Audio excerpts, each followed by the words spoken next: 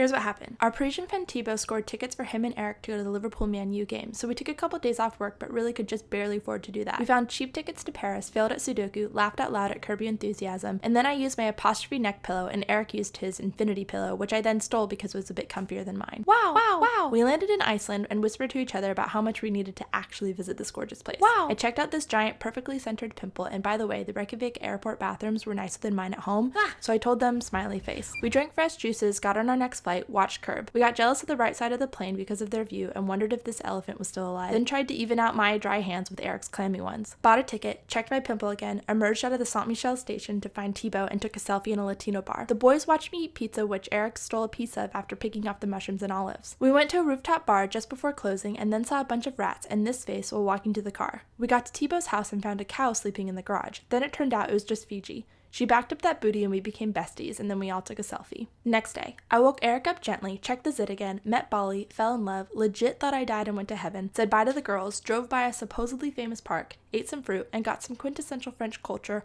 all while avoiding the whole animal cruelty thing. We got chocolate croissants and cappuccinos, and I was feeling pretty cussing weird from the caffeine and sugar. We took a train, then a plane, then I ate some lentils and baguette from the airport. We found our names at John Lennon arrivals and met our driver who was funny as cuss and was named Harry, or something just as British. We got to our hotel and I realized I didn't bring any pants that covered my whole legs because I'm just a cussing Californian. Later we googled a restaurant with both vegan and non-vegan options, walked all the way there but didn't have any reservations so we had to find another place, which ended up being perfect, but this guy was so cussing creepy that we couldn't look away even though we felt like we were being violated every time he giggled. Whoa! Then we pretended this was Thibaut's mom and happened to walk by a vegan bar/restaurant. Got cocktails that tasted like Jolly Ranchers and cider that tasted like syrup. Then we went dancing, but I didn't film inside the club so I recreated it on our walk home. Next day, Eric went to the match with 8 French dudes and I sat in the lobby waiting for my friend Britta, whom I was officially meeting for the first time. I really liked her. The restaurant/yoga studio hadn't turned into a restaurant yet, so we googled some more and found this place. It was cute inside, the menu was huge, the juices were yummy, this wall was cool, but the food wasn't that great to be honest. Jet lag was hitting me hard and I felt like I was being rude as cuss.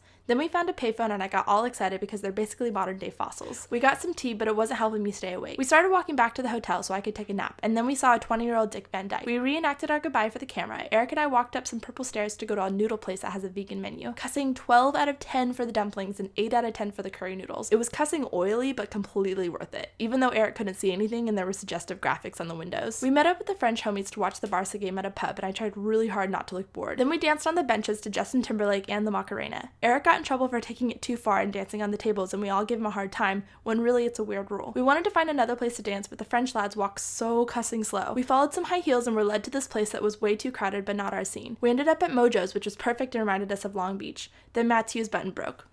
Next day.